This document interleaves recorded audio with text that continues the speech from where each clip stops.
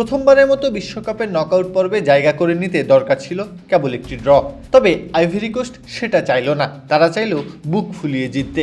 অগত্যা কুরাসাওকে গুড়িয়ে দিল দাপটের সাথে, পাকাপাকি জায়গা করে নিল রাউন্ড অফ 32-তে।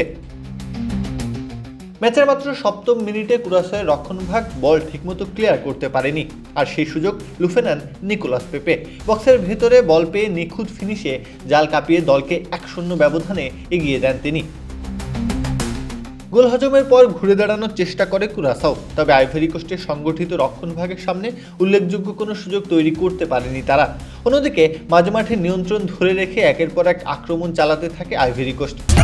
চিয়ার আপের রিফ্রেশিং স্বাদে সবার মুখে হাসি ছড়াবে। চিয়ার আপ ছড়ায় হ্যাপিনেস।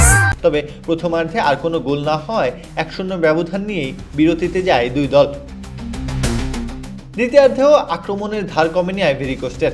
শেষ পর্যন্ত 64তম মিনিটে আসে কাঙ্ক্ষিত দ্বিতীয় গোল। মাঝমাঠ থেকে ইব্রাহিম সানগারের নিখুঁত পাস ধরে আবারও গোলের দেখা পান নিকোলাস পেপে। ঠান্ডা মাথার ফিনিশে নিজের জোড়া গোল পূর্ণ করার পাশাপাশি দলের ব্যবধানও 2-0 করেন এই ফরোয়ার্ড। বাকি সময় কুরাসাও ব্যবধান কমানোর চেষ্টা করলেও আইভরি কোস্টের রক্ষণভাগ ছিল অনড়। ফলে আর কোনো গোল না হলে 2-0 ব্যবধানের জয় নিয়ে মাঠ ছাড়ে আইভরি কোস্ট। এই জয়ের মধ্য দিয়ে ইতিহাস গড়েছে তারা। প্রথমবারের মতো বিশ্বকাপের নকআউট পর্বে জায়গা নিশ্চিত করেছে আইভরি কোস্ট। আর জোড়া গোল করে সেই ঐতিহাসিক জয়ের নায়ক হয়ে থাকলেন নিকোলাস পেপে।